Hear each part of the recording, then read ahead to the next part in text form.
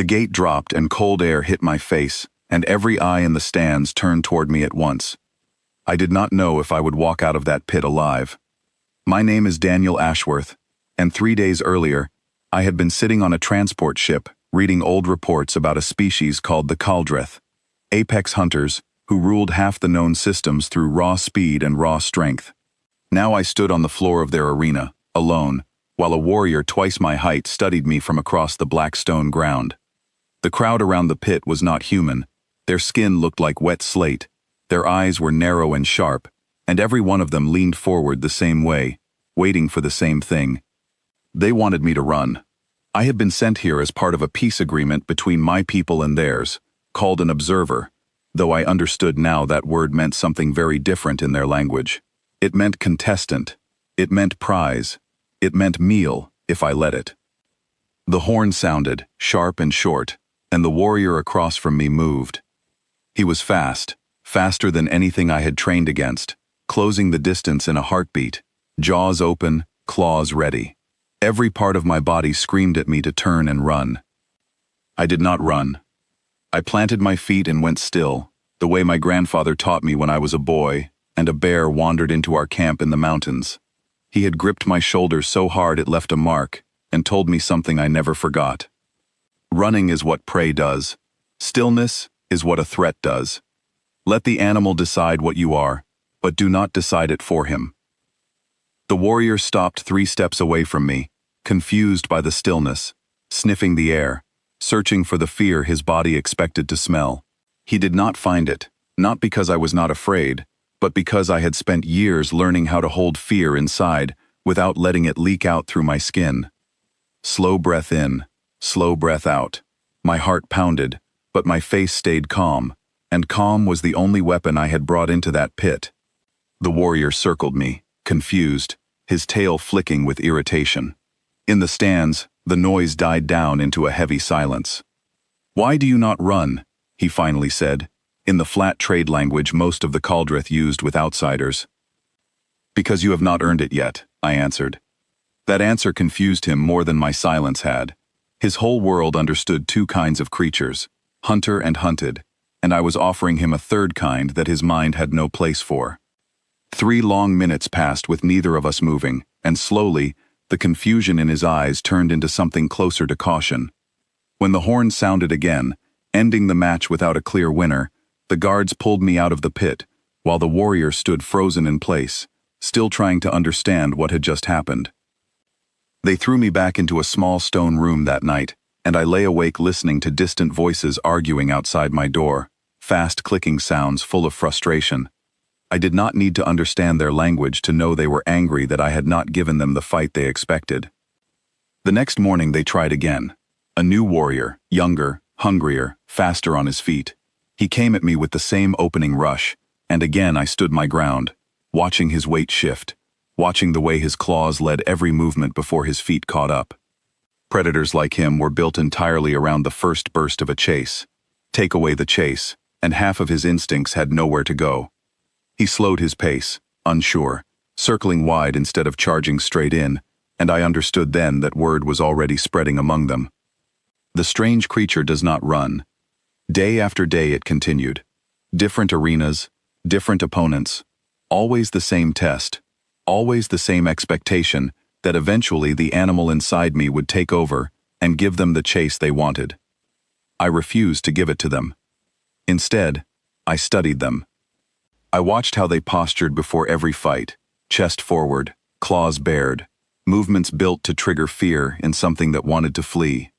I watched how their attacks assumed an opponent who was already off balance and moving backward. Take away the retreat, and their perfect attacks became clumsy, overextended, easy to read. By the 9th day, the ruler of that arena, a tall, gray-skinned figure they called the Overseer, decided one opponent was not enough. 2 warriors entered the pit together, and I understood this was meant to be the end of the test. I did not run from these 2 either. Instead, I walked calmly to the exact point between them, a single spot where neither warrior could strike without opening his own side to the other. Predators who have never needed to share prey do not know how to move together against one target. It is not something their instincts prepared them for. They hesitated, each waiting for the other to commit first, each unwilling to expose himself. That hesitation stretched out for 4, 5, 6 seconds, long enough that the crowd fell completely silent, and long enough for me to step calmly out of the gap I had created between them. The moment I moved, their instincts snapped back into motion, and they nearly collided with each other, trying to close the space I had just left empty. It was not a clever trick. It was patience, used at exactly the right second. The horn sounded again, ending the match once more, without the outcome the overseer clearly wanted. That night, for the first time, he came to my room alone. Among his people, a leader did not visit someone weaker without guards, unless something important had shifted, and I understood his visit for what it was. "You do not fight like prey," he said, studying me with narrow eyes. "And you do not fight like a hunter either." "There is an older law than hunter and prey," I told him. "Older than your people, older than mine. It does not care how fast you are, or how strong you are. It only asks one question: can you outlast it?" He tilted his head slightly, a gesture I had learned meant real curiosity among his kind. "Every fast hunter your world or mine has ever produced was built to win in seconds," I continued. "A body built for speed cannot sustain that speed for long. Nature only lends out that kind of power for short bursts, because everything with claws and speed eventually meets something patient enough to wait it out." "And what is your kind built for?" he asked. I thought about every trait in my own people that never gets praised in the exciting moments. The slow work of building shelter through hard winters, the long walks across empty land, generations spent surviving, simply by outlasting the things that hunted us. My ancestors were never the fastest creatures on the plains where we first stood upright. We survived because we were still there, long after the faster ones had disappeared. "Patience," I said. "That is the oldest law my people carry. It has outlasted everything that ever tried to end us quickly." He said nothing for a long moment, and something in his posture changed, not fear, but a kind of respect that had not been there before.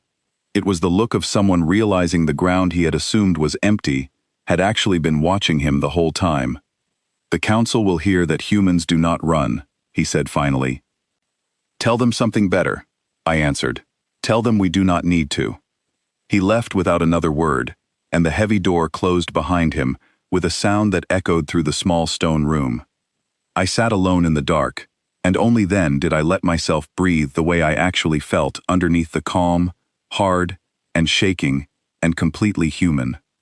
The performance was finally over. 3 days later, they released me back to the transport ship waiting in orbit. No explanation, no ceremony. Just an escort walking me quietly to the landing platform while other Caldrith watched from a distance, none of them stepping close enough to test me again. Before I boarded, the overseer appeared one final time, standing at the edge of the platform with his arms folded. "You could have run on the first day," he said. "It would have been easier." "Easier is not the same as better," I told him. "Running would have told you exactly what you wanted to know about my kind. Standing still told you something you were not prepared to learn." He studied me for a long moment, and for the first time since I had arrived on his world, something like understanding passed between us, quiet and without words. "Safe travels, human," he finally said, using a phrase I had not expected to hear from him. I boarded the ship, and as it lifted away from that gray world, I looked down at the arena one last time through the small window beside my seat. It looked smaller from up here, less like the center of the universe it had felt like standing inside it, and more like exactly what it was: one small stage where an old lesson had been proven true again. The report I filed when I returned home was short. It said the Caldrith respected strength, but they respected endurance more, and any future dealings with them should remember that lesson above all others. Chasing them, matching their speed, trying to outfight them at their own game, all of that was a losing plan from the very start. The winning plan was simpler and far harder to fake. Stand still, breathe slow, let them wear themselves out against a wall that refuses to move. My grandfather used to say, "The mountain never chases anyone. It simply waits, and everything that tries to conquer it eventually learns the difference between strength and patience the hard way." I carried that lesson into a pit built by another species, on a world far from the mountains where I first learned it, and it held exactly as true there as it had beside that campfire so many years ago. Some laws are older than the stars themselves, and the oldest one of all is simple. The one who outlasts the storm is the one still standing when it finally passes. I was still standing.